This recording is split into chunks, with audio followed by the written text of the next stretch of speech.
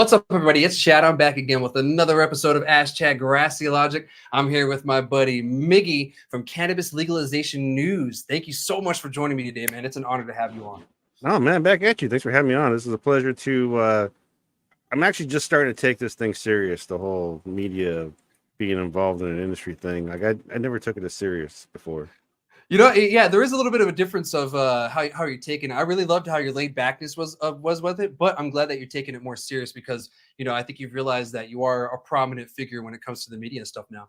Yeah, that's the weird part, man. It's very meta. 100%, man. You know, and I'm glad that you came on my show. It's a lot smaller, but I focus on New Mexico and stuff. And I'm glad that you guys, you focus on the national stuff. Sometimes even I go to your guys' network to, kind of figure out what's going on with the new stuff. So it's always great to kind of just back and forth things. There's not many of us in the cannabis media, Well, and it also it's about the conversation you're trying to hold, right? Like Tom, my partner Tom, he has business. He's been in the industry for a while, like consulting and all that stuff. I've been advocating this whole time, like I back all the way to Prop 215, California, right? Like I helped get signature for that. Yeah, I had long hair in my back. It wasn't on my back. Like life was different back then. Yeah, it was a totally different time. But before we get more into Miggy, let me thank my sponsors really quick. I want to thank Monster House, where we're not at right now, usually where we are. I know they miss us. And Cinder Cannabis. Thank you both for your contributions to the show. With that, it makes the show a little bit better. We get cooler equipment. We get more ideas, and the show goes on for longer. So thank you so much. And let's get back into the show. So Miggy, yeah, let's talk about you a little bit more, man. That's something I've been wanting to kind of touch base is, get the audience to know who you are, because we get the news and everything, but, let's figure out, what you've done over the years. Cause I'm learning some new stuff that's actually really cool. I had no clue that you go back to the 215 days. So yeah, let's talk about that. Yeah, man. Well, I mean, like it's always been a topic of my life, thinking about this interview and talking to you and trying to like say who I am in the goddamn space. First off, it's true what they say when it comes to like one being a minority or being a woman and you have to work harder in certain fields or whatever, right? Like weed is not my day job. I mean, a long time ago, I used to sell weed and and I had visions of it. Yeah. But it's not what I do. And so, the only thing I could do really while having a family and do shit is like activism, right? Try and fight for people who are locked up, try and change the damn conversation and influence our fucking America, right? I mean, that's why we joined. Actually, I joined the service originally for a job. Yeah. And then after 9/11, it became all like patriotic, let's go kill somebody. Yeah, exactly. Yeah. Thank you for your service, by the way, Miggy. What branch were you? I was Navy. Navy? Oh, okay, Army. So, we got that. That's why I give you that banter sometimes. Oh, yeah, no, it's all good, dude. And, I my brother was in the Army. And, I mean, when people say thank you for my service, I mean, like, I was like, yeah, sure, the 9 months deployed sucks away from your family. But I was never on the ground. Mm-hmm. I just had to make sure jets were running and can bomb people. I mean, it's what it is. Yeah, it is what it is. Yeah. So, but yeah, you had an important job that was a, part of the military, part of getting it all going. So, it's still a key component, still part of history either way. Oh, exactly. Well, and it made me who I am. It gave me my job skills to do something in the civilian field as well as trying to help the conversation, because the cannabis conversation, man, it's like being a weed advocate or whatever. It sucks because it's not like, if you're a breast cancer advocate, right? Like if you were like Susan Corman fucking person, you can get your company to help donate to the fund run or whatever it is, and instead I spent years, well, here in Washington State, when it was medical, that's when you really have a lot of community, right? Because it's you versus them being the feds or anybody willing to incarcerate you for, snitches and all that stuff. You still see that in the medical. And then when it comes to the recreational market, it's supposed to be more civil, right? Like I should be able to sue somebody if we get disagreements. I come after your bank accounts, all that stuff. I'm not going to show up at your house with a baseball bat. Yeah, exactly. You know what I mean? Like, yeah, big difference. Yeah. So, and then, okay. Oh, no, I was just agreeing with you. Just big difference for sure. Yeah, that's the evolution I've been trying to like advocate for, is like fair business. Everybody has, and that's why New Mexico is amazing to me, man. Because you guys, like when Washington State did it, Washington and Colorado did at the same time, and Washington ruined a lot of lives. Like in the medical side of things, there was no transitional process for like a fair for people already in the field. Mhm. Oregon, as far as I know, is the only one to do it the right way, where if you were medical one day, you were allowed to turn your switch and be recreational, which That's kind of what they did with us. Yeah, for sure. Yeah. that's fucking amazing, which is Yeah. fair. Yeah, it is. It's fair. They're already there. The infrastructure was already there to have that customer base. So all it was just changing a few things and then flipping the key. Now everybody's welcome. The only thing that we ran into was like I remember telling everybody, even the day before we had an episode when I was on that last podcast when I joined you guys on the first time being on the show. We had an episode right before, and I said all of your worries are going to change night and day from today and tomorrow. Tomorrow you're going to have a total different set of worries. First thing that someone said, why aren't patients being seen first? And so then they had to create 2 different lines, after about a week. Yeah. So after about a week, they created 2 lines. And so they had the medical cannabis patient line, and then they had the recreational line. And then you were seen solely by one person for the medical side. So we were seen first, essentially. Is that still a thing? Not really, because things have kind of settled down. That kind of chilled out probably after about 2-3 months. That kind of started to chill out because more places started to open up. It was less busy because when we first opened, they opened on midnight here in Las Cruces. We had the first sale in the state, and the line wrapped around the building all the way to the back because all these people from Texas showed up. All the Texans showed up. Even some of the advocacy groups from Texas showed up. I was there just hanging out for kind of celebrating, and I was able to talk to those guys, and they came down there just for this. They weren't even trying to buy anything either. They were just there to celebrate with us, which was fantastic. Just amazing that they did. So shout out to them. But yeah, it did that for a little bit, and then it calmed down. And then now we are where we are today. You walk in, it doesn't matter if you're a patient or not, you get seen, they check you in and all that good stuff. So it's just less busy. Well, I think it's the evolution of the markets, right? Like you start off with like here in Washington when it was medical, man, like it's not hard, especially when you're older or have service injuries or whatever, to get the script, right? So here in Washington it was broad where anybody could get a script, or but you had to go to a certain provider. There was no standardization out here, right? I had a caregiver. They gave me their little piece of paper, and then I had to convince other dispensaries to let me in the door and be like, "Look, I'm legit. I'm not a cop." Yeah. And then everybody tries their little legal way to do things. Like here in the beginning, it was like I had to walk in, sign a little form saying I'm joining your collective that day. Then on the way out, I signed it again, saying, "Nah, I'm done. I'm not part of your collective no more." Like just dumb shit, right? Like just I want to go to the store, buy some weed, get the fuck out. But because it was medical, you had that premise, and it is medicine. I see a lot of 6 people that were being serviced by this plant, and so, but then you also see a lot of like older people who are like, "Woo, it's legal now. I can go fucking buy weed," and then you're like, "Well, where the fuck you been this whole time?" Right? This is a issue that there are 3,000 people still incarcerated. 3,000, right? Like LPP's got a list. Freedom Grow, a group I work with.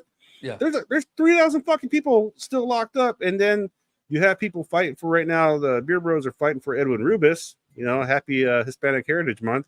But fucking, just it's nuts that.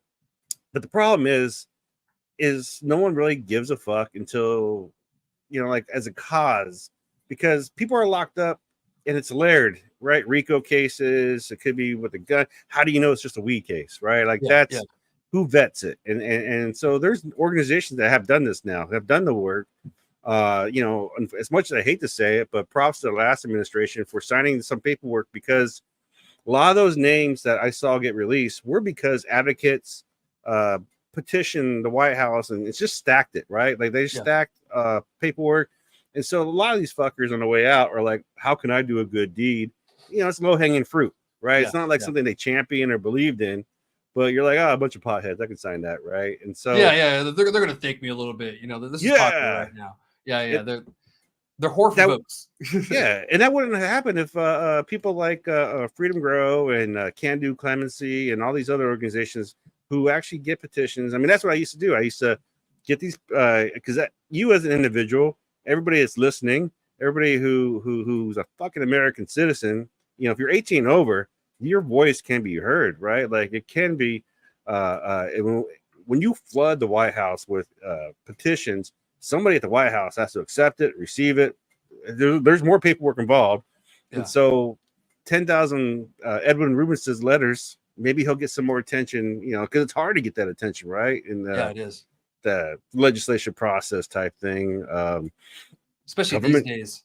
Pop, dude. I wouldn't even know, dude. Well, part of it's just caring. Part of it, because I didn't care when I was younger, dude. I didn't, you know, when I was 18, Bill Clinton was getting in trouble for a BJ, for having an affair. And I'm like, well, why? Everybody's mad that this guy didn't admit it. Of course, you're not going to admit that you're, you know, with your wife, whatever. Ooh, we got him. Like, these are not real issues. Whereas 3,000 people locked up for being part of a legal industry now in 25 states, or, you know, recreationally 24. I mean, it's up there. We're at 25 now, and I believe this fall will probably hit to 26, 28. Fingers crossed. Yeah. And lucky for those states, because in New Mexico, we don't have ballot initiatives here.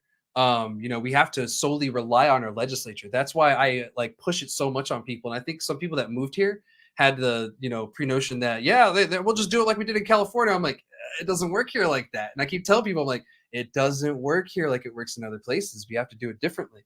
We have to rely on legislature just heavy here. And, you know, at the same time, I think that's good, because you get a bill and then it gets debated on and then it gets changed. And to be honest, that's why we ended up with the bill that we had now. It was also a Hail Mary, but that's the reason why, is because it went through the legislative process. Well, what about this and this and this? Okay, that makes sense. You know, that would probably harm some people in this way. So let's change change the wording from, and sometimes it's they to them, period, here, comma, here.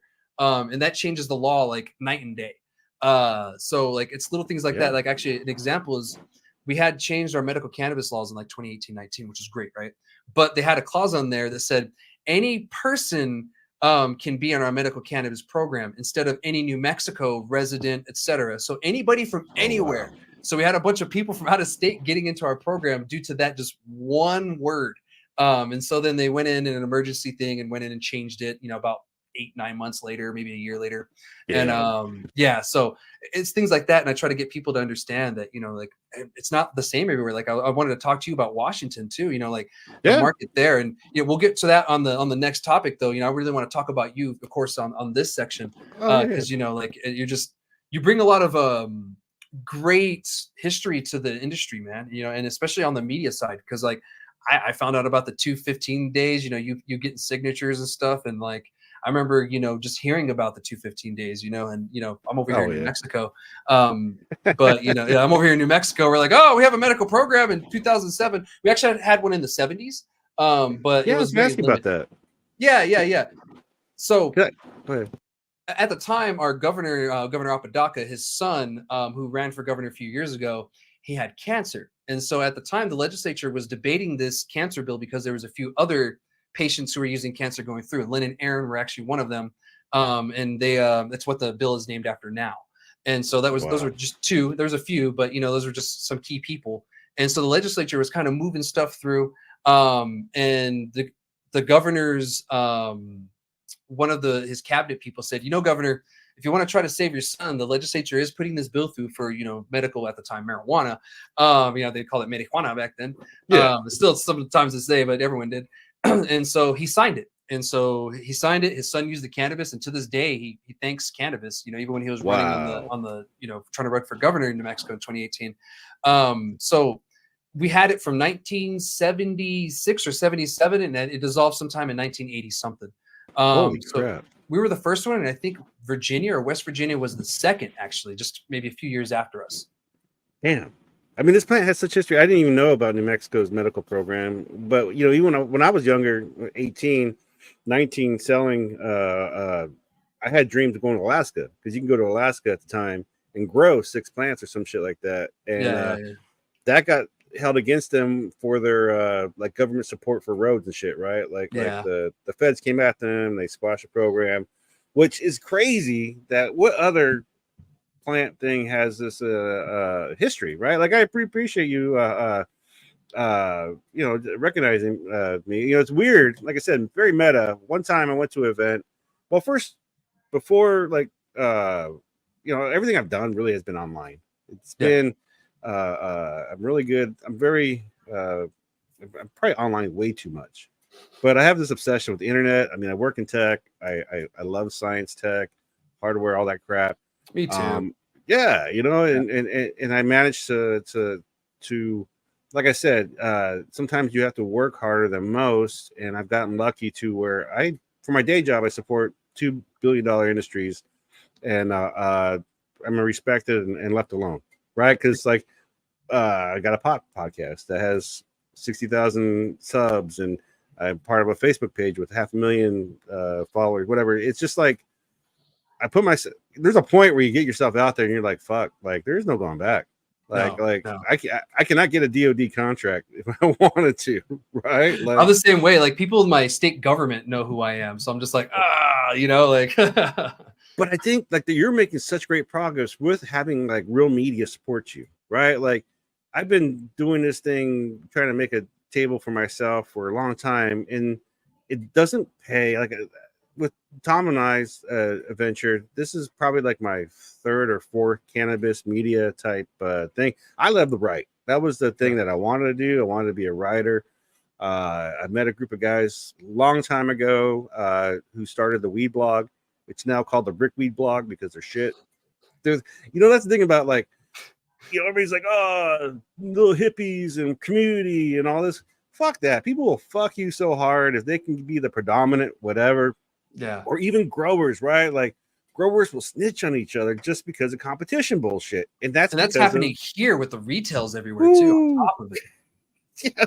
But that's the thing, like that's where the legality thing has to happen, right? Because you're doing things by the right way. Fucking call the cops. Give them a tour, have them little pre-rolls for them. And by the way, police should be allowed to smoke. I agree. I agree with you 100%. Firefighters, police, all of them. Yes. Yeah. I used to sell the firefighters, dude, back when I was in college.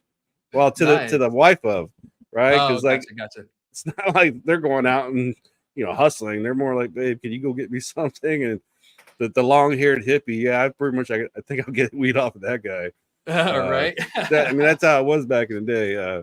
I even sold to some college professors. Like, to me, cannabis has always been like this. I grew up with it. My mom used to get weed from my grandmother so she could put it in rubbing alcohol, and then she would use those tinctures for her elbows and shit, arthritis, right? Oh, that's like an old fucking Latina kind of thing, man. Dude. Yeah, all the abuelitas do it around here, dude. Exactly.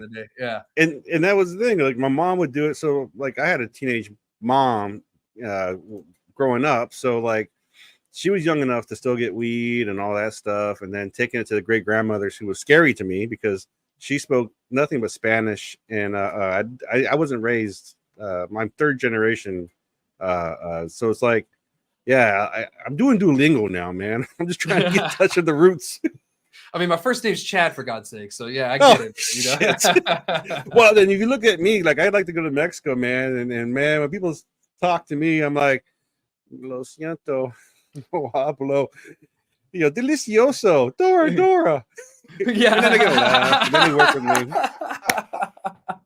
That's hilarious, dude. I'm sure some of the viewers are gonna love it because New Mexico, we're a very bilingual state. I speak the like terrible Spanglish more than anything. So yeah, they'll probably have a great kick out of that, man. But I feel it with you too. I'm the same way. My dad's from Southern Colorado, but his family's from Mexico originally, and then my mom speaks more Spanish than him, but he looks more than her, and it's weird. But, fundamentally though, and this is, I think, like, because it's lost on my kids too, because I'm also half Samoan, and I actually didn't meet my real dad until I was 20, so I lost all culture. I have no sense of real culture, like as a youth, but fundamentally overall, we're American, right? Like that's it. We are the American dream, and that's why I think the power comes into like doing all the perpetual online shit. Like I showed you that article. Let's pull it up. Make it bigger. Yeah, we'll pull it up right now. So for the Northwest Leaf, I used to have a little the trolling the police. Like I used to like troll cops online. These are my memes that I made, right? Because cops would post arrest, and all Wait, this shit. I've seen some of these memes before, dude. That's hilarious. Oh yeah, dude. Like I said, I've been doing this a long time. So yeah, that's funny as shit. So like, yeah, I used to make these memes and fuck with these guys. Weed News was a website that I was part of. Like that was like 2-3 fucking media attempts, right? Like everybody wants to be high times until you realize it's real work. Yeah, it is. It's real work, and a lot of the work that you do is free shit.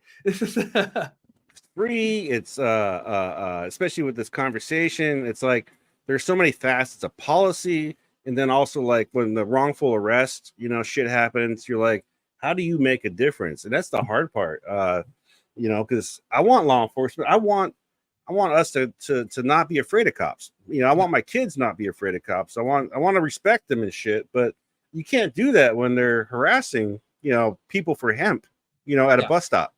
Yeah, exactly. It's like, what? And it's hard when you have the states that are legal too, and we're so close to Texas, that like, the area where I'm at, I'm 30 minutes from Texas. So for me to go to the VA, I have to go to El Paso, which is Texas. And so all of us over here, our buttholes are puckered just driving through the area because if you get pulled over, they can harass you for something. Got any weed in the car? Whatever. It's Texas, dude. Like that's They'll get you for an edible and weigh the whole thing. Oh shit, yeah. Well, hell, dude, that's how I got my. But mine's in Wyoming. My social equity. So I got pulled over in Wyoming while on the job. I used to be a traveling technician, right? And I had a long beard at the time, and I had scales. I worked predominantly with a lot of RF, so it looked kind of a little freaky, like a big ass bomb making machine, and dark skin. So when I got pulled over in Wyoming, I was like, oh man, I'm so fucked. The guy actually, he looks in the car. Well, the way I got pulled over, I passed him, and then he motherfucker catches up to me, pulls up to the side of me, then pulls it behind me. I'm like, this motherfucker, I'm fucked. And so pulls me over, and then he looks in the car, he sees a little sprinkle. And like the one thing with cops, dude, just be honest. I mean, you might go to jail, you might not, but hiding it's gonna fucking make your situation worse. I mean, if they see it, right? If they don't see it, fucking no, there's nothing here, officer. You didn't see anything. Right, but if they see it, you're just like, yeah, that's not oregano. But and so he saw some shit, put me in the back of his car, went through all my shit, gone through all my luggage, and found like my pipe, my grinder, and I had all these magazines, High Times, the Northwest Leaf, the one that I was writing for, just different shit that I like the culture. I like to educate myself, and he was like, are you a grower? I'm like, no. He's like, be honest with me. I'm like, yeah, I'm not trying to really care, and I'm not hiding nothing, right? And so let me go. He said, I got to the point where he's like, you can shut up now, or I can take you downtown. I'm like, I'm in the middle of fucking Wyoming. I don't want to go downtown. And so like that gave me a case, but it's like a case of nothing, right? It should be nothing. It was only like an eighth or something I had at the time, and I tried to like just settle the fines because I actually got arrested several times before in California, but back then it was just tickets. Yeah, well, part of that, we hotboxed my brother on his birthday, and we made a left at a light that he shouldn't have. The cop was right behind me, and so of course we get pulled over. We roll down the window, smoke comes out like fucking Cheech and Chong, and then the cop, we're all freaking out, and he's all like, "You got meth?" We're like, "No, we're just stoners." And then he took our pipe, he fucking opened it up, looked at it, dumped it out, and then gave me back the pipe. And then told us, like, look, don't smoke and drive. And then sent us on our way home. And that was in Oceanside, California. Then again, I got pulled over another time where I had an outbreak light. Honest with the cop.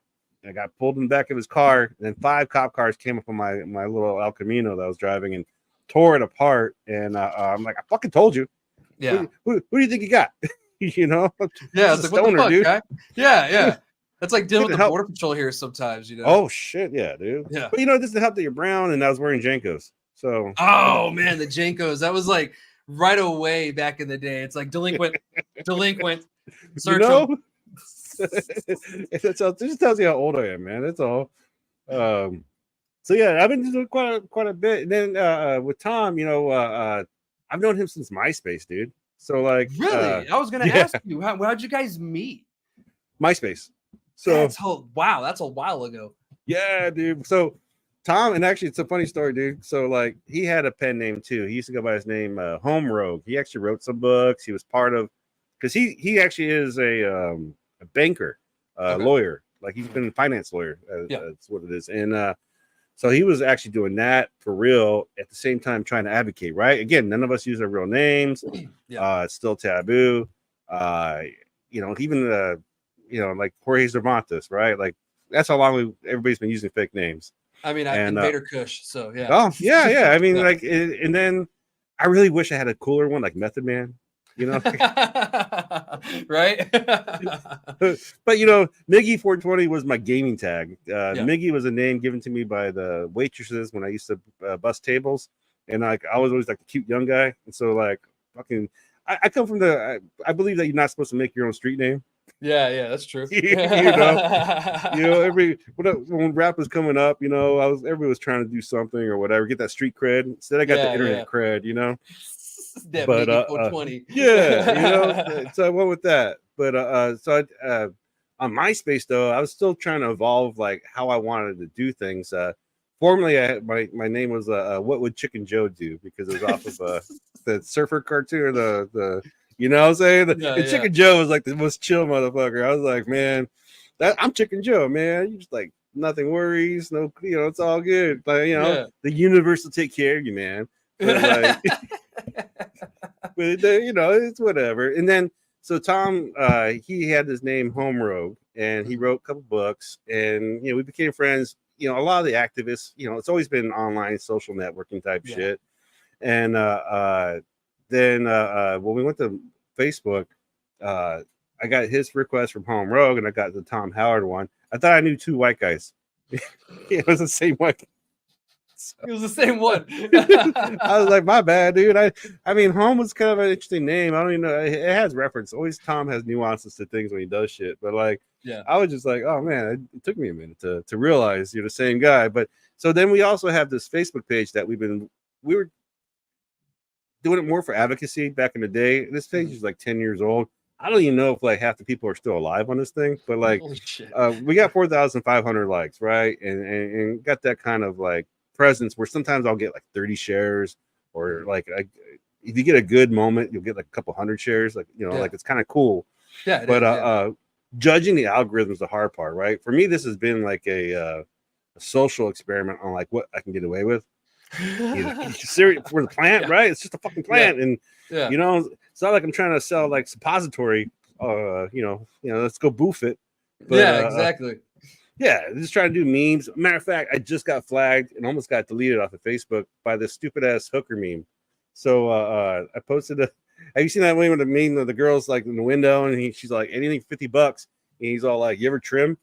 Dude, I put that on my stories the other day from your post. Yeah, that's where it came from. Yeah. I was like, I'm taking this. I got flagged, dude. And Facebook was like, you're trying to sell something. I'm like, memes, baby. That one. Dude, it's a classic, dude. It is. I hate trimming's hard. Yeah, it fucking sucks. If you've never trimmed before, you haven't grown enough.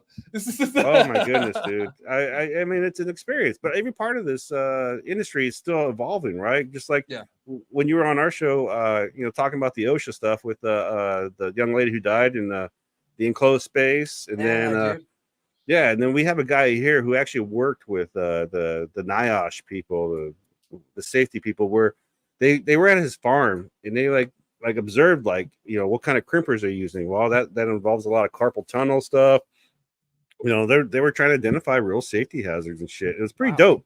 Like there's been studies so far of like real practices, and we still have far to go. And I think federal legalization will do that.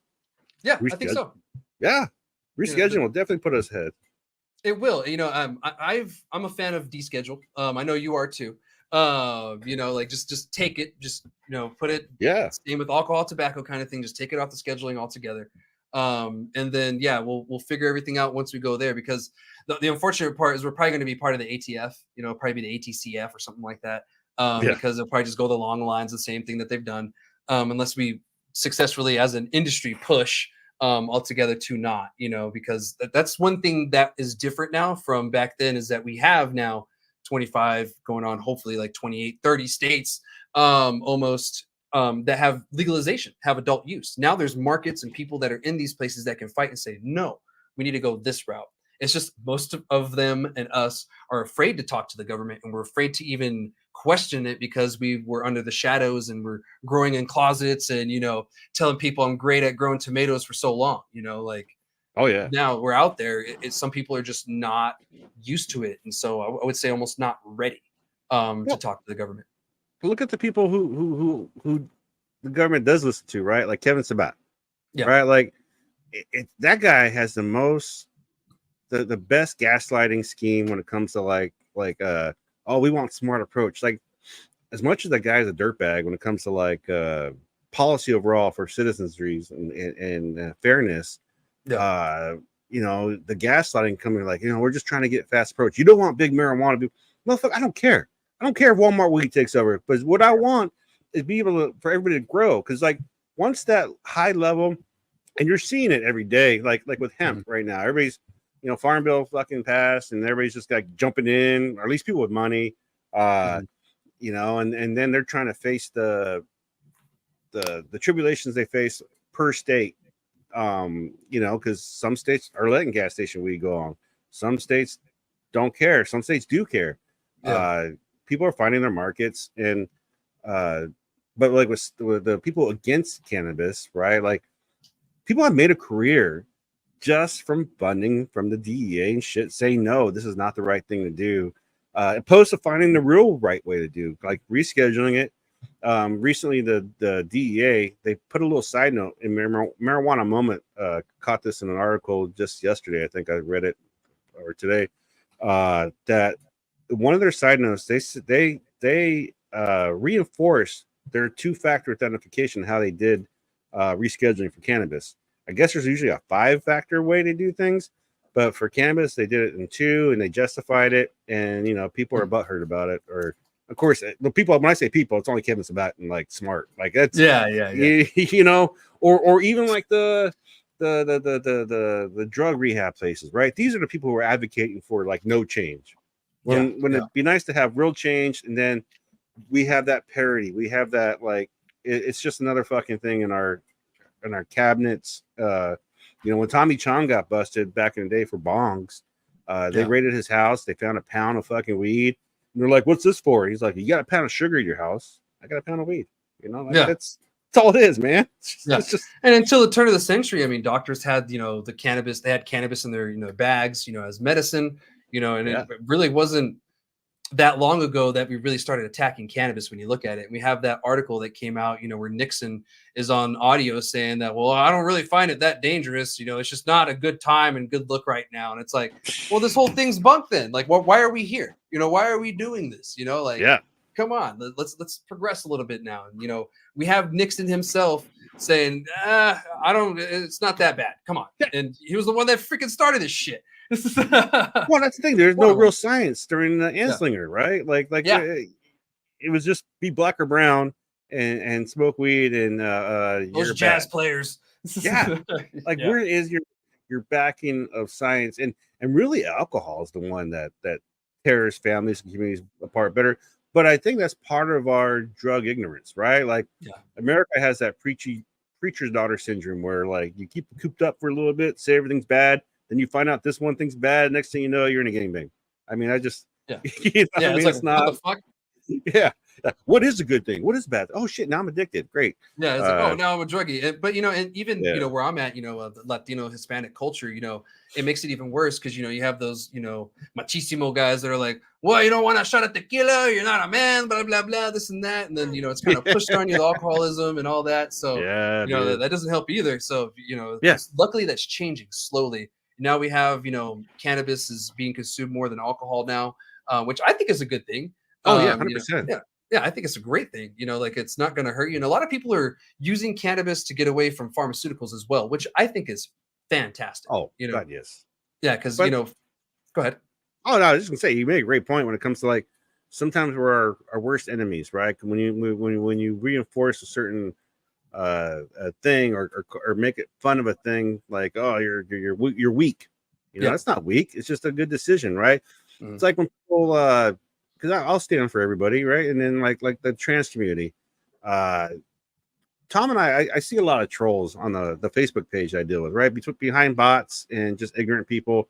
And so, like, if I post a funny weed meme, like I want the gays to protect their marijuana plants just the way with their guns, you know, like I posted that one too a few months ago. yeah, That's you know, hilarious. yeah. And then you get people triggered, and it's like, look, dude, people who identify a different way and then stand up for what they are actually are stronger because they're putting with your bullshit. Like you're reinforcing that thing that I believe why they're strong, where they're like, oh, how are they strong? That's weak, you know, whatever. And it's like just standing up for yourself, just being a thing is strength. And that's kind of like what I've been trying to do with my advocacy when it comes to like people. Like I really want, you know, hope. That's a big thing for people locked up. Change, you know, these are all things that still need to occur and we're still evolving. Yeah, 100%. You know, like just like everything, you know, it's still evolving. The industry is not done changing. We're not going to be done changing probably ever. You know, laws change every year. They change all the time. So do rules and administrations. So we just have to kind of go with the change and everything, and you know, kind of roll with the punches and try to make the best decisions that's going to be best for the industry overall, not just for a couple of people or for someone's friend. Exactly. Yeah. Because you know that's when we start to lose, is when we start thinking about just one person. And you know, I'll get onto something similar to that here in a little bit when we talk about the oversaturation conversation. Yeah. But, you know, before we move on, I wanted to ask, you know, what made you guys start that YouTube channel to begin with? Like, when did that begin? Well, it's like 5 years.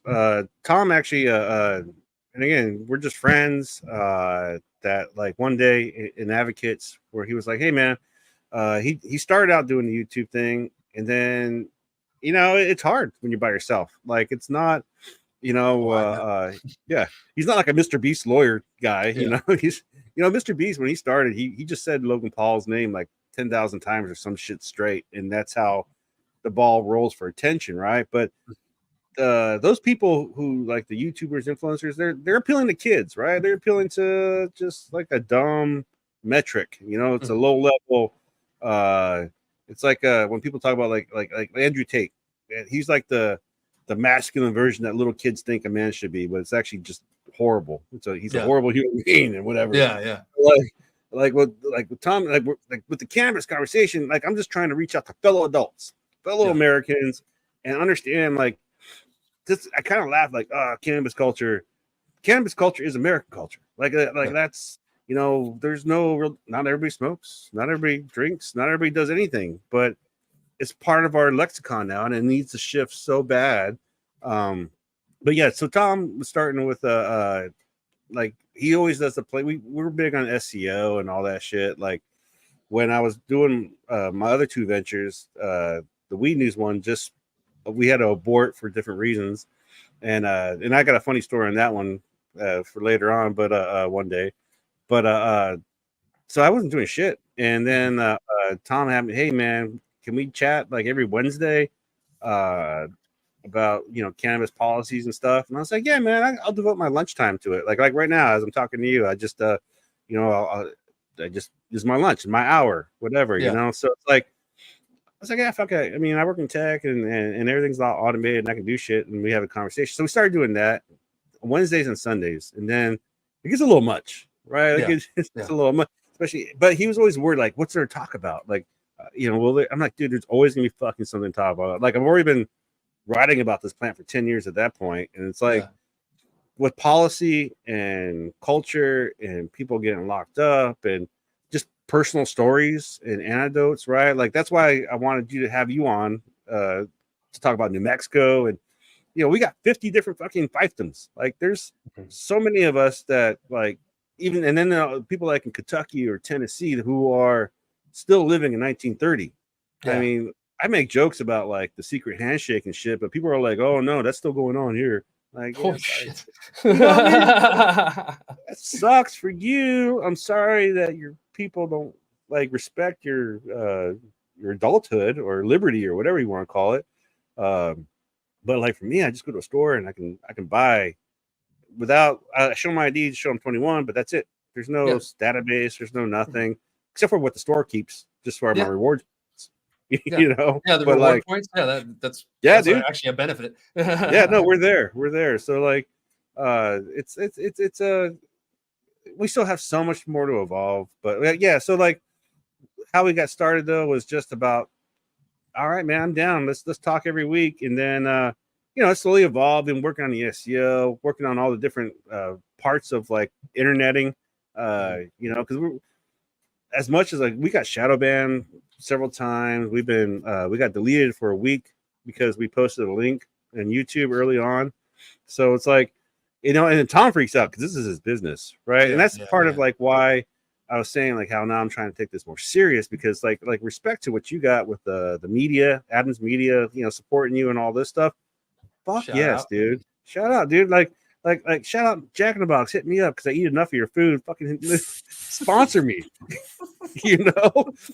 Right. I'm not the healthiest motherfucker, but like, God damn it, let's do this. Yeah, that's out there. Exactly. No, and I love that, and I love that it's being embraced more. It's come a long way since you've started. The industry itself, the plant, what we've learned, cannabis media, because you guys been doing it a long time. I've focused on New Mexico for the past 11 years, so all my media stuff has been just focused here. But trying to keep everybody in the know for New Mexico. So like guys like you, dude, I appreciate it so much, because you guys branch out to the whole nation, and we need that. We need like the guys like you who put it out there and everything. You and Tom. So I respect you guys for that. And like I said, I tune in all the time, man. So what's the future for you guys for this? Well, we got a store coming. So like, okay, how things evolve, man. It's so weird how like shit just happens. Sometimes you reach out and try and make it happen. Other times just because you're in the mix. And so like we did it. We recorded how we applied for our store for social equity. Like I was telling you, like my arrest and whatnot. And we won. $250 later, we won the license. But it took a year for them to issue the license to us. Yeah. And now we're in the process of raising funds to get the land and the store and all that stuff, But like, that's the focus right now, is the store. Because once the store happens and once we can get that going, not only will it give us like more street cred, right, to the business aspect of things, like Tom already has that. I've been to these events, MJ Biz, CanaCon. I've been watching them. The evolution of events is kind of neat, right? The networking that you be doing and shit, especially like New Mexico only, like having that specific. Like, holy fuck, dude! Watching your podcast with High Times when they were talking about how that cup was a people's choice, where like they were actually able to get product into people's hands who paid a certain amount of money. That's not happening out here in Washington State yet. Yeah, like the fun police would have cracked down on them and said, "Well, you're giving away products. You can't do that." But there's got to be a way that the person making it can get their shit in front of the eyes of people who are the connoisseurs, right? Like, oh, I want more of that. I want, like, there's so much opportunity for that. And so like the fact that you guys are doing that is awesome. Like, that's so cool. And then so much potential for other events and things that you do out there. That's what I want to do. I want to cover more state by state stuff, the policy. If federal legalization happens, dude, that's a whole new animal, because the hemp cannabis baby is going to happen. And then, goodbye gas station weed, I hope. I mean, I do too, actually. Well, so like, are you familiar with Luke Carlin, LMC Media? Yes, yes. I know him as LMC. Yeah. I have him on my stuff too as well. Yeah. So yesterday he posted a question about like spray terps, like, because he's in New York. He travels, right? A lot of these younger guys are traveling. I wish I had that energy and money and time, but Me too, brother. But like, so he's in New York, and apparently spray packs are a huge thing. Like, people accept it. Like I don't care if it's sprayed or whatever.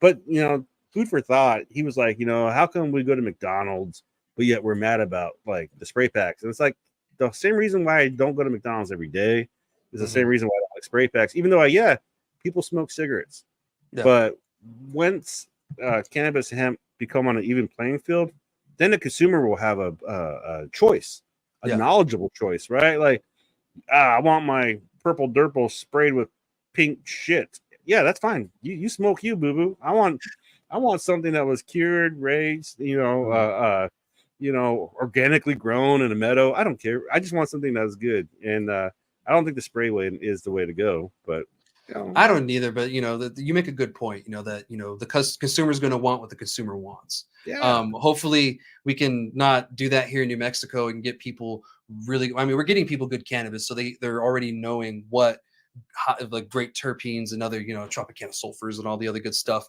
that makes cannabis smell and tasty good and all that good stuff, all the scientific stuff that's come out recently. So hopefully with the education that we're doing and the shows like mine and stuff like that, trying to educate the public here in New Mexico, we can veer away from that as becoming a thing here, because that kind of scares me, but at the same time, something for everybody, like there needs to be something for everyone. If you want your spray terps, dude, go have it. But I'm not gonna smoke it with you.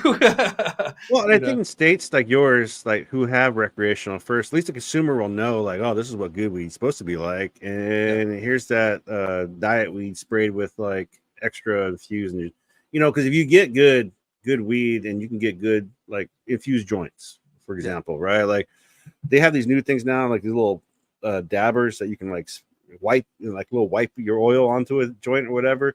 So you can have that same effect, however you want to do. We have those here, yeah, but with the natural plant, right? You don't need to add some freaky deaky lavender terpene to your stuff. You can just get real weed. Yeah, exactly. Just get the real thing, and you'll be happy. And that's why I tell like blunt smokers, I'm like, blunts or smoking blunts came from when the mids days to make it taste better, right? So if you have really good weed, if you just put it in a joint, you're gonna have a good time. And some people just like the tobacco and all that, so I get it, but I try to let them know, that I came from just having shitty weed, man. That's all we had to make it taste better. Oh no, 100%. And as an asthmatic, I always like my lungs are a little sensitive. Sometimes I've actually been in the hospital for my asthma. So good weed is always good for me. Like it's like breathing in air. So that's why I keep it natural. Yeah, me too, 100%. But while we're on all these conversations, let's just jump over to our other conversation we're going to have for the show. I know I usually have two other topics, but this next one is really important. And Miggy, and I'm sure you have some things to say about it too. Let's talk about the Oversaturated Boogeyman. And we've mentioned a couple of things within the show that kind of correlates to this, but I want to start out with, New Mexico has a lot of issues within its medical cannabis and its adult use cannabis side. However, we did do a lot of things right. And I think one of the right things we did was keeping the licenses open versus going with we need limited licenses, this and that, because we did that already here in New Mexico. We've done a lot of things already in New Mexico, and they failed. And they failed for several different reasons. And I'm here to say that we shouldn't be going backwards. I want to ask you, Miggy. So when Washington went recreational or adult use, did they have a cap on licenses from the get, or did they incorporate that later? It seemed to be like there wasn't no actual like number in the beginning. Not that I saw of. But like it's crazy though, because we went from estimated 3,000 pot shops across the state, medical dispensaries, to like now I think only 1,000. It's like we're down to a third of what they had statewide. Yeah. And there was no, I don't think, a cap initially, but what they did was they had the initial round 10, 12 years ago, and they haven't had a new one since. And that's my fear. We did that here. And that's the thing I told them. And I told the legislature, I said, the only way I think that the industry would be okay if you guys had an automatic end to it. It would be more of a pause. Like you pause the licensing for whatever time, let whatever catch up that you believe is going to happen. Because I think this is the boogeyman, and I'm kind of leaning on that, because how can you blame one issue for all of these people and all of these? Like my issue is oversaturation. It's like, it can't be, dude. It can't be for everybody, because if the market was that oversaturated, is that much of an issue, no one would be making it. But you have some here in New Mexico, we call our producers from medical side, we call them legacy producers. For those of you who don't know, we've had a medical cannabis program since 2007. We didn't have producers till about the 2010s. And then even then it was very limited. I lived in Alamogordo at the time when I first moved back to New Mexico from Hawaii, and there was no dispensaries in my city. It was the biggest city in the county. It was only like 30,000 people there, but there was no dispensaries. I had to go to either Rio Doso, which is 45 minutes up a mountain, or over here to Las Cruces, which was an hour away. And then I had to go back through a border check. So I only had two options, and the rest were up in Albuquerque.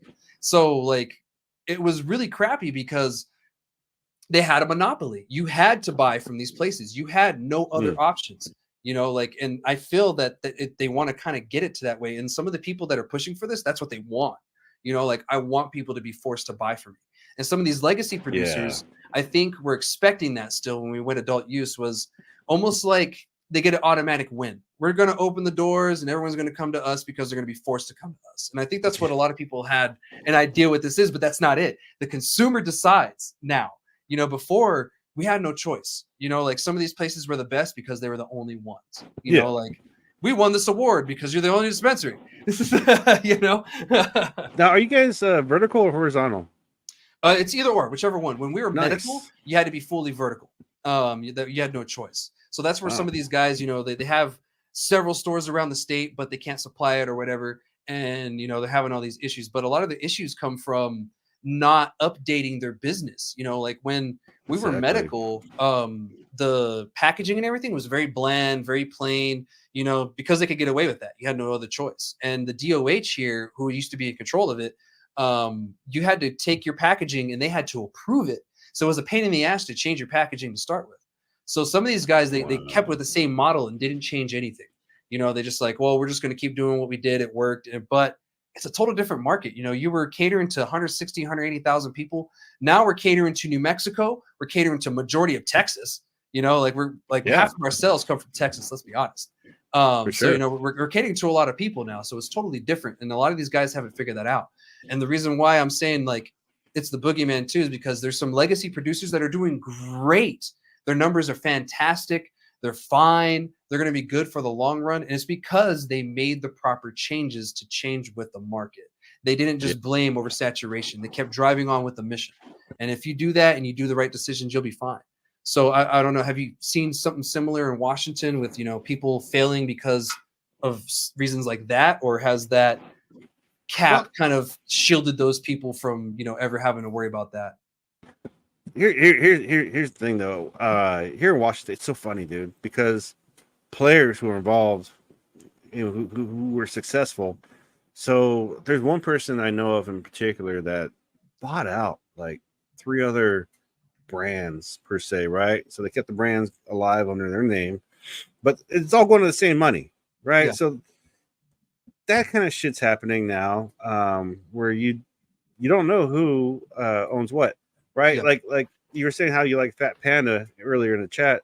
That's our largest producer. That's our biggest seller person, largest grow. They buy in bulk. They can make decent bud at a mass, produce product. But then you got the mom and pops who are smaller, and they're only putting out so many joints a day, or only so much square footage for flower. And a lot of it, I think, comes down to that business model, like you're saying, like where you have to change with the evolving market, where like medical, when it's medical, and that's why I also think rescheduling is important, because when recreational happens, medical loses. And it's unfortunate because no one ever thinks about the cost. Here in Washington, here's something silly for you. We test our recreational cannabis different than we test our medical cannabis, right? What? Like, yeah. So like the medical cannabis testing, of course, involves more like the metals and all that shit. Fucking recreational testing is just like THC, and I think for a couple pesticides, right? Like, that's crazy. And it's like the same fucking consumable. It's a consumable plant. Yeah, all the same. Yeah, and I keep telling people that medical cannabis and recreational cannabis, the only difference is the price. Or the fact that you have a card to get one. Because like there's really no difference to it. It makes no sense to me. Well, I think we have to define like medical grade cannabis to me is in a sense something that's just really good weed. It's just really good weed. And the non-medical weed, you can get away with, say, using shitty pesticides or not purging it properly, right? But the problem for me, as someone who works in the industry of measurement and quality, because I want to get involved with the lab testing, and part of the problem is it needs to be uniform. The process and what you're looking for.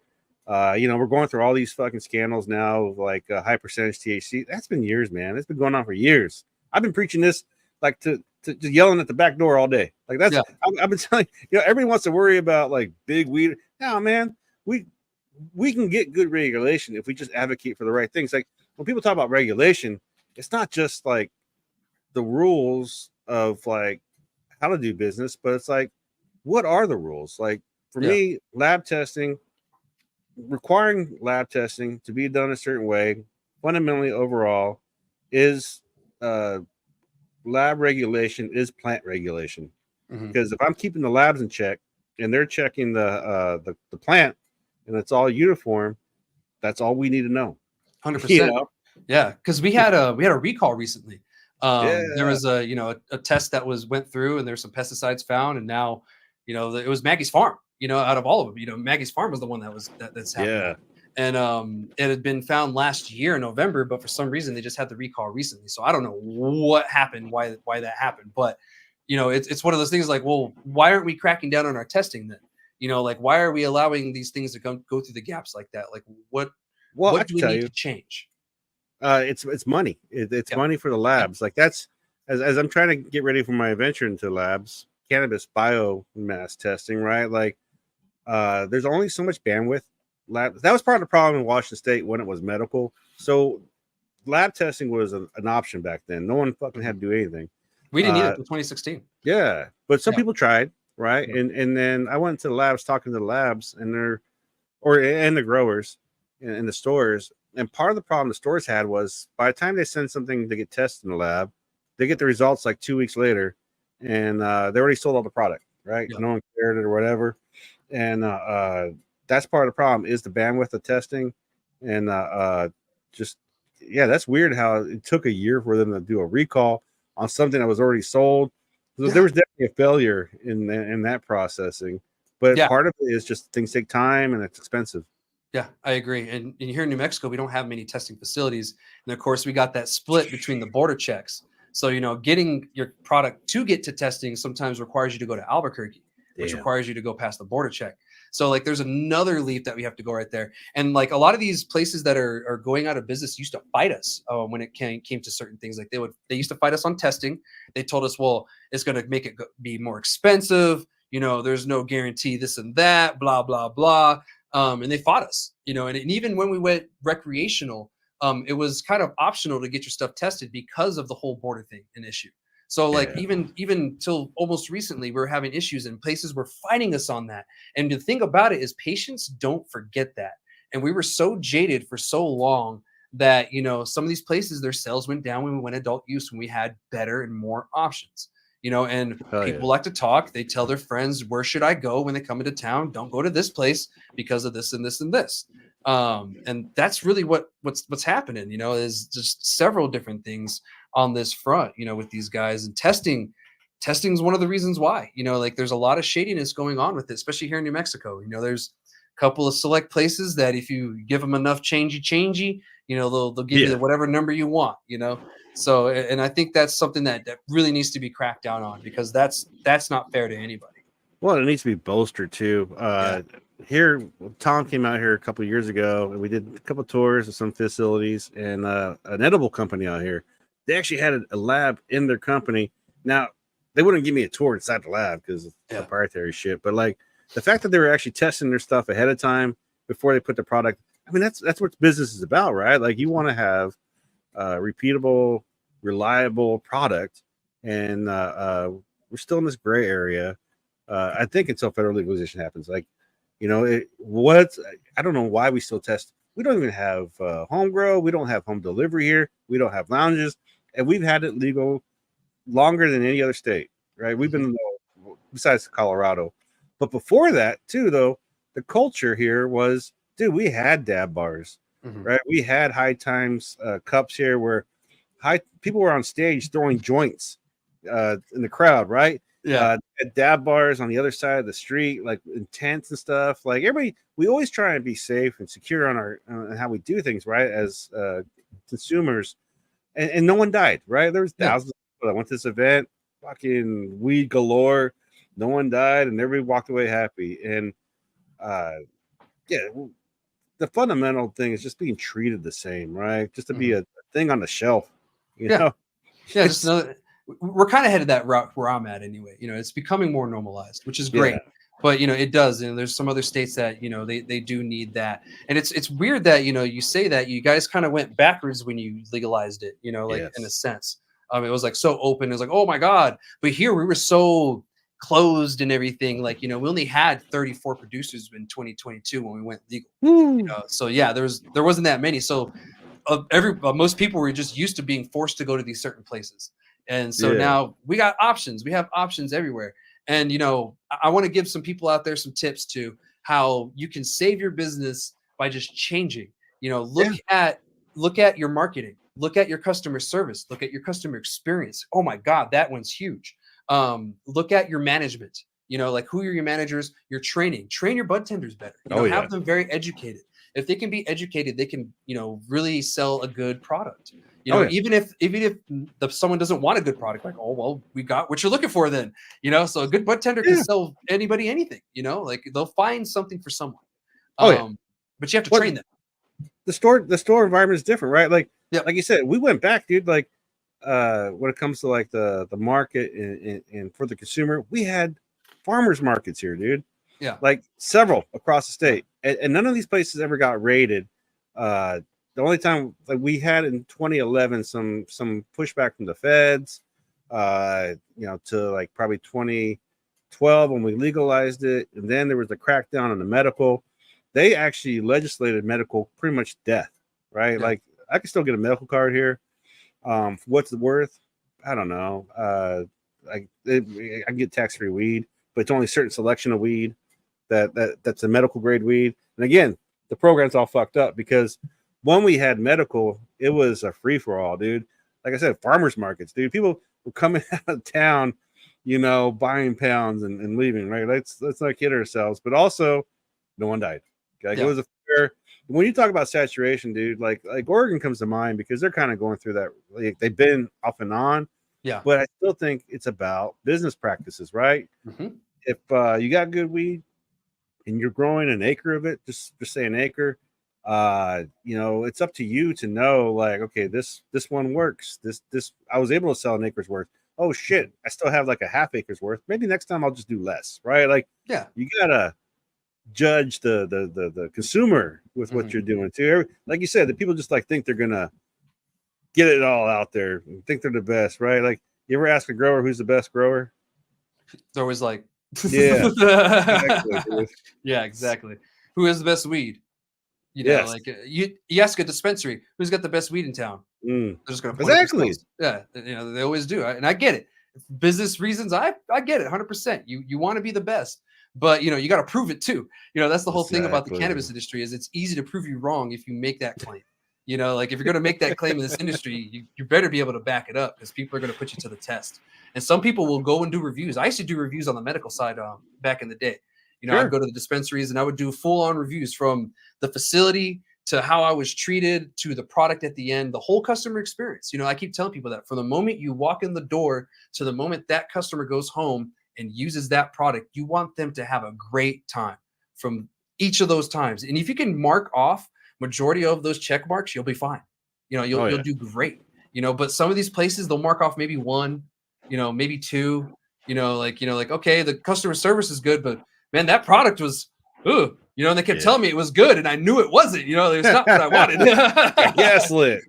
Yeah, I was like, they kept doing that. So, it goes down to a lot of things. Yeah. And I see having the open market do great things, but we can't also sit here and give people handouts and freebies and handicaps just because they feel they should be successful just because they're here. You need to work for it. You need to fight for it. You need to be out there in the community. The community needs to know that you're good for the community because in New Mexico, we're very, very, we don't like outsiders. And I've noticed Washington's kind of like that too. Like here though, we hate outsiders. Like if a business is from out of state and someone finds out, they're usually like, I don't know, man. But if they have good product, they'll forgive them. If they have good customer service, they'll forgive them. And we've seen that all over the place. Top Crop came down here from Oregon. They're here in New Mexico. They're number one sales in the state. And they're down in Sunland Park. By the way, you guys need to come down and check out Sunland Park sometime, man. I'll show you guys around. I'll take you to all the cool spots. It's wild down there. Nice. because it's just a little tiny part of New Mexico, and El Paso's like a rock throw away. So all the Texans just flood into that area, dude. It's wild. That's where Cookies went, the second store. So yeah, if you guys are ever here, my brother's I'll take you down there. My brother's in El Paso. I definitely have to get there. Yeah. Oh yeah, dude, go visit him. I'll show you around. I'm 30, 40 minutes away, so it's really close. Oh yeah. Yeah, maybe you can stay with him. There you go. But you're right though. I mean, like we are a long way from sitting on a dude's couch and having to hear his story about like shit and smoking joints with some dude personally just before you can walk away with your little eighth. Yeah. Right. Or whatever it is you bought. Like now you have to think about a store environment and the experience. Like that's shit that no one ever really thinks about before. No, 100%. And some people will tell me, well, real connoisseurs don't give a shit about the packaging. I'm like, real connoisseurs are in the minority. The regular customer loves great packaging, and some of these people collect it. I've run into so many people that collect the packaging here in New Mexico, like from Oleo. They have like these little dab tools that come with it. It's like a little metal one, and people collect them because they're. You got Oleum down there? Yeah, we have Oleo down here. Yeah, they're for Oleo. Okay, there's Oleo. Company, sorry. No, you're good. There's a company out here called Oleum, and the same thing to create a process of just extractions and killing it. Like I ran into him in a bar one night, and he gave me a ride in his little Beamer. He's all, yeah, this is all. He was loving the market because that's the thing. You got to find a niche, and you can do it well with it. Yeah. You can. And you know what? I will give a shout out to some of the legacy producers. One of them gave me a call the other day, and shout out to him for doing that. He's actually the mayor of Grants, New Mexico. So he's the most cannabis-friendly mayor of America. This is what we like to call him. But yeah, he owns a dispensary here. I got a call from him and a couple other people recently, and kind of asking, well, what do we need to do to change things? Like how can we change? And so I gave him some great tips, and how can we survive? Because some people are seeing that, okay, we're a legacy producer, but that doesn't mean that we have to be here, or we're going to be here, or they're going to help us be here. We have to want to be here, and we have to fight for it. Because I look at some of these places' sales, and I know some of the places that are shutting down and everything, and they haven't changed. And they're the same people, and the patients remember how they treated them, and who fought against us. And the patients don't want to shop there if that's the case. 100%. And they tell their friends, et cetera, and then they don't have good quality weed. Same thing. So, it's many things that go into it. I'm sure I could sit here all day and name every single one, but the ones that we talked about, if places could just check those marks, they'll do so much better in the industry here. And we have so many great micro grows here too. It's not just corporate cannabis in New Mexico. We have a bunch of great mom and pops, Oh no, every weed I smoked down there when it was New Mexico weed, it was good shit, dude. Like you guys had good quality. And I think the fair market encourages that. It pushes that, right? If you don't have good weed, why even try? Yeah. Right. Like when people come out of state, you better have good weed. And that's why I don't get when people like jump into this business. Like Tom and I are about to have a store, which is I'd rather be a store than a grower because I don't have a green thumb. Yeah. Like I know what good weed is. I can smoke the shit out of it, but I tried growing a little bit and it doesn't work out well for me. Though I do enjoy it. Yeah. Yeah, I love growing weed. I've been growing weed for like 12 years. I love it. I have my own little cultivar I've been growing called Alamo Cheese. Super yummy. If you're ever in town, I'll let you try it. I'll try to keep growing that and get it out there. But yeah, it's just one of those things that, even as a non-grower, you still know what good weed is. You don't have to be a grower or some crazy connoisseur to smell it, to smoke it, and to try it and be like, that was some good shit. And, if it's good stuff, you're most likely going to have a great time. Like you're going to have a great time, and you're going to be medicated as shit, Well, I'm not a rancher, but I can tell you what a good steak is, right? Exactly. I want some grass-fed, open range. Yeah. Wagyu. So this is good. Look at the marbling on that. Oh yeah. Like totally. That cow had a good life. Yeah, exactly. Yeah. So it's a good life. Thank you. So, to me, I wanted to talk about this, especially for the New Mexicans watching. We really shouldn't be pushing for closing licenses because, like Miggy said, we don't know when they're going to reopen them. If we close Pandora's box, how do we open it again when we need it? Because closing licenses is intended to get people out of the industry. It's not intended to save people, and the people that are left over kind of creates a small monopoly. Is that kind of like what you're seeing too in the states that close licenses? Does it kind of create a mini monopoly? That's exactly what's happening out here. And then our social equity is a shit show already. because they're trying to do another round. I tried applying. Actually, when Tom and I won the license in Illinois, I don't qualify in Washington State because I make too much money. Like no shit, right? Like I don't qualify in my own fucking state. Got the arrest. I lived in a borderline good area for Washington State, but in the Illinois maps, I qualify. Yeah. So it's like, hey, let's give it a try. Yeah. But in Washington State, but yeah, I mean, there's definitely, and you know, the other thing too is like before medical or before recreational, rather, when I was medical, we had more events. Mm-hmm. We had a lot more social gatherings for patients and products and things. And then when you get the fun police involved, you know, everybody wants to do things by the right rules, right? Yeah. And sometimes it's no fun when you get to hide like an event or a thing for consumption, or just say, hey, we're not a consumption event, wink, wink, wink. I mean, that's just dumb shit that we're still living in the days where you walk into a bong shop, you're like, hey, can I get a water pipe? You know, yeah, what I mean? yeah, you know, so long those days here anyway. But yeah, Yeah. You know, still some places I go and I'm like, shit, I gotta call the water pipe here. Yeah, like when I was in Hawaii, you know. Oh my god, seriously? Yeah, I was in Hawaii. I had to call it a water pipe. Yeah, fucking nuts, dude. But there's like these barriers that we have to wink, wink, nod, nod, and we shouldn't. And so like here in Washington, we retrograded, and but our weed's pretty good quality. Our taxes is what's killing everybody. But as far as like really calling out like people losing, there's people who have lost because they weren't able to pivot or they had big plans right away. Like, oh, like you said, I'm in the market. I should obviously be successful, but what's your plan? Yeah. You're going to grow that good weed or I told you in the last when we were talking about that guy I know who runs Legit. He started off with just pre-rolls. Like he was the grower. Then he would infuse his own flower. So that's the chain of command, right? He understood where his costs were, his bottom line for this one product. So, you know, a lot of people just jump into shit without thinking of things. And yeah. And then, you know, here in New Mexico right now, we have the race to the bottom going on. I'm sure every state's gone through that. You know, we're going through growing pains. We're barely going into year 3. You know, year 5 is really when a state hits like the stabilization of their market. You know, it starts to stabilize more. And we're barely there. And people are, you know, screaming certain things. I'm like, guys, we're not even stabilized yet. Give us some time. You know, we're still figuring this out. We're not even done, you know, adding laws and changing things. Because, you know, seriously. I think down the pipe for New Mexico, we're going to add like a licensing. I want to say allowing licenses to be at events and have sales at events and consumption at events. Because we're already doing it here and it happens at illegal events and shit. And they're trying to crack down on it. But the state and the legislature does understand that this probably should happen. You know, we should be out of the basement. You know, like I didn't try to legalize cannabis just because I want to sit at home with my friends. No, I want to socialize too. You know, just because I smoke cannabis doesn't mean I should be forced to be at home. You know, people that drink alcohol and act like an idiot get as many spots and places around America as I can think.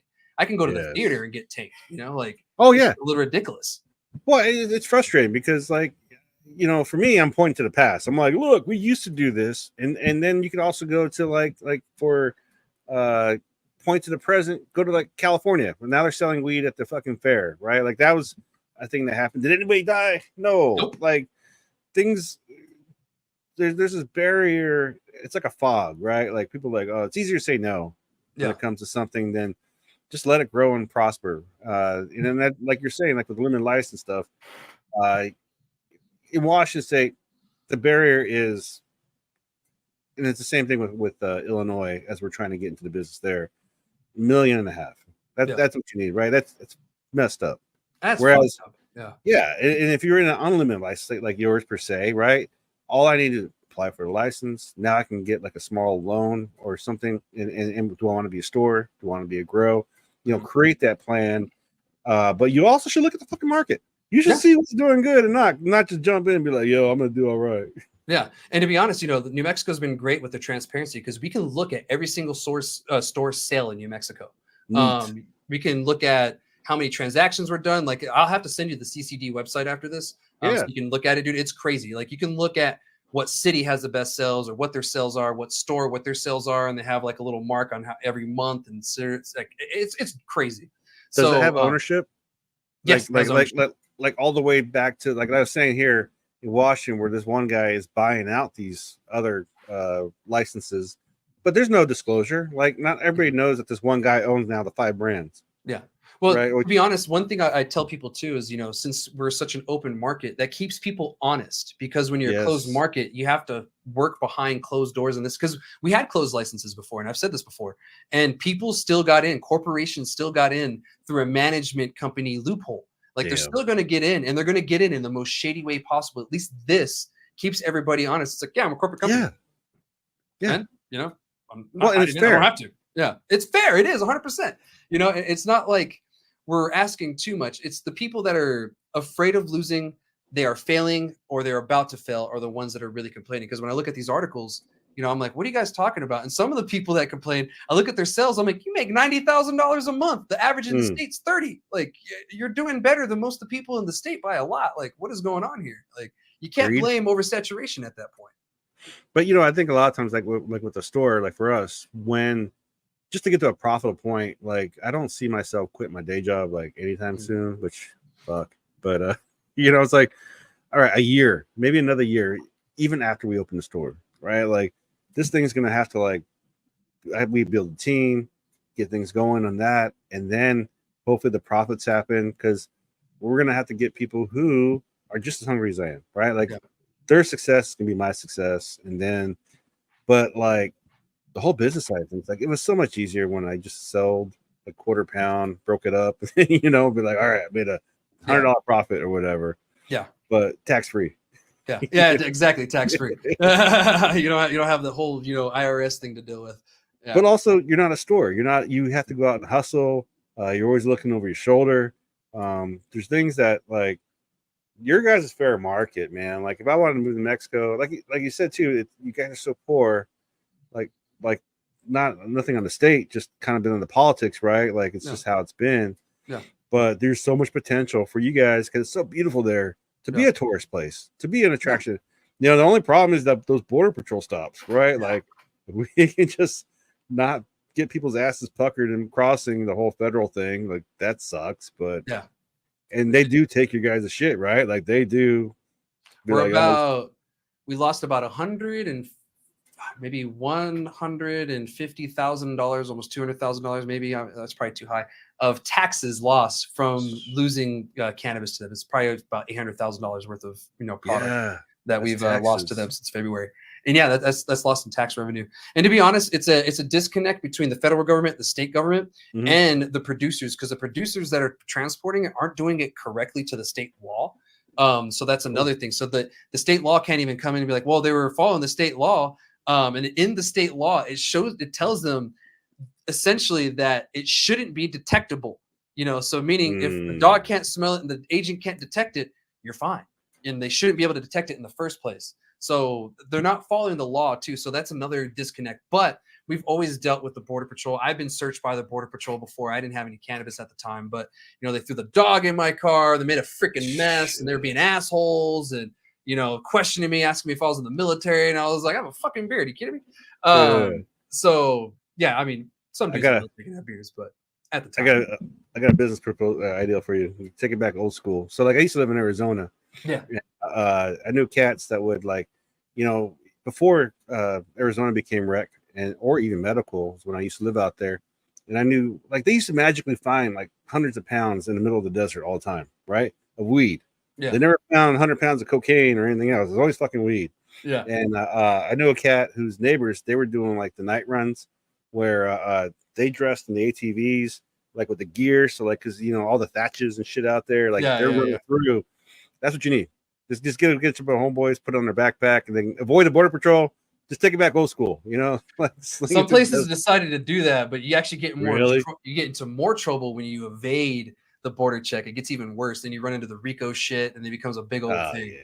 Yeah, so it's like because a lot of places wanted to go. They're talking about drones and all kinds of other shit. Yeah, I was like, oh, that's scary. I was like, now we're talking FAA, guys. That's scary. I mean, I guess it is illegal. I mean, you're evading the federal stop. So yeah, it's like it's a lose-lose. Yeah, it's like you don't want to do that. Don't make the industry look bad, please. It's already bad enough that we're getting seized like that. So and that's not helping people either. The fact that some people are afraid to get their product up north. Or some people are afraid to even bring it back down because if something happens and there's a recall, they got to get it back up, and if they don't bring it back, it's a loss. It's already a loss. But, And then there is stuff in place to the CCD that if you get your stuff seized, you are supposed to let them know. There are channels and stuff that, whatever, and they're not going to blame you, it's a federal thing. They can't do shit about it. But you do have to let the state know. It's unfortunate that we deal with that. And I've been dealing with the border checks my whole freaking life, dude. Alamogordo, the city where I'm from, there's 2 border checks there, but here in Cruces, there's like 4. No matter what direction you go to, you're going to hit a border check. Because this is the only borderplex in the nation, like the El Paso area. So that's the reason why it's just a little bit different here, I guess. And so it's another reason why we have issues. So it can't just be oversaturation. There's so much going on in our state and many things that need to be fixed. And to be honest, it's not all just law stuff or regulation. Some of it is the owner. Some of it is the managers, it's not just the state that messed up. Some of the people just had no clue what they were doing, And again, you're a business. You should fail or succeed just like any other alcohol, apples, whatever it is. Yeah.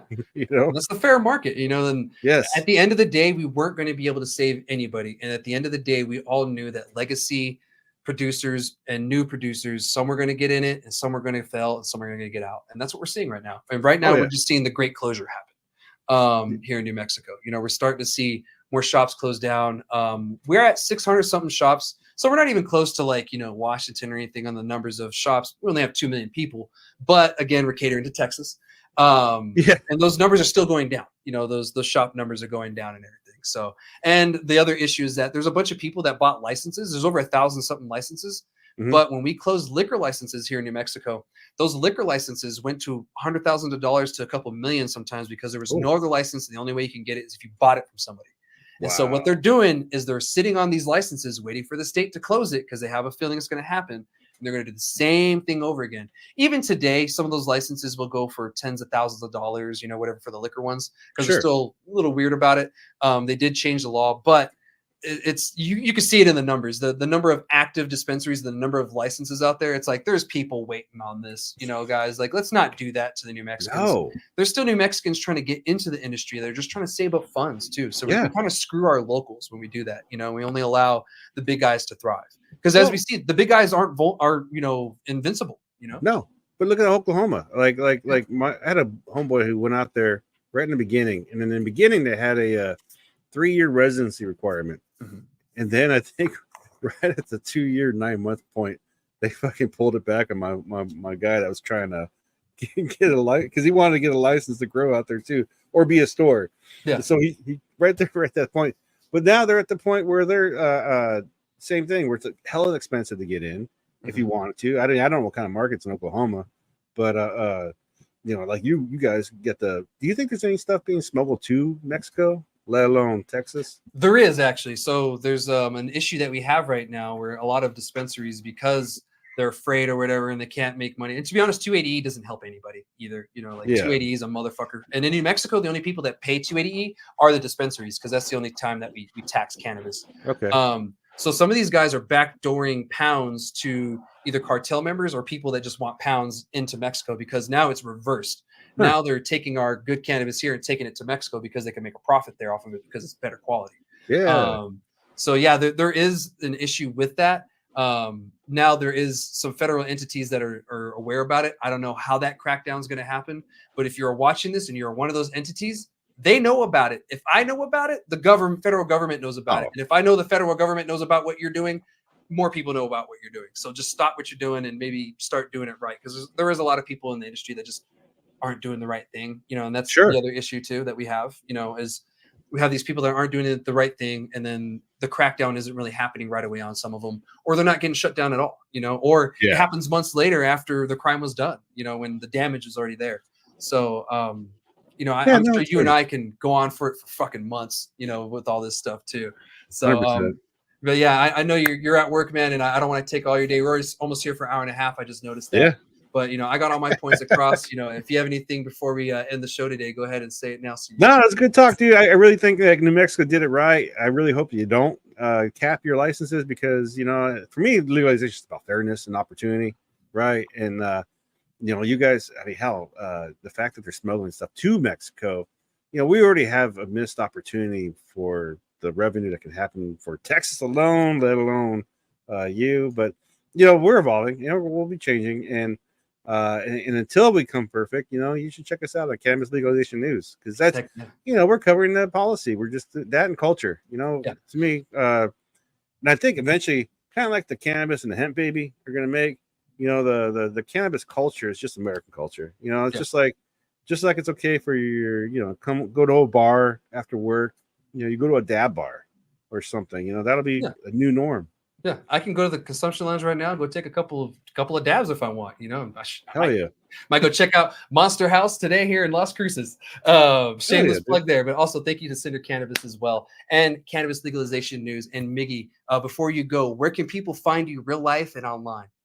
Miggy 420 is the just Google me. You'll find all these articles that I've written. I've been deleted several times, so Miggy 420 lives is my Instagram and my Twitch, and it's not my Facebook, just Miggy 420. I think it's my Facebook. But anyways, but Cannabis Legalization News, the website, the YouTube channel, podcast, wherever your podcasts are at. But the YouTube channel gets the extra drops, right? Because not everything gets extracted. This whole thing's a process, right? Once you do a recording, do you have the bandwidth to now do the extraction for every fucking video or everything? But it's content, and like I said, I've been doing this for just a little bit, mostly about the writing side of things. Now focusing on the YouTubes. So join us. 100%. Yeah, join and watch them. What on my episode, joining him is on there, so go ahead and check that out if you guys want to see it. I watch them all the time too, and I appreciate again what you guys do, man. It's beneficial to all of us. Like I said, us in the cannabis media, we all need to work together a little bit more and get this thing going, because I think what you guys are doing is a great thing. Thanks, man. I appreciate it.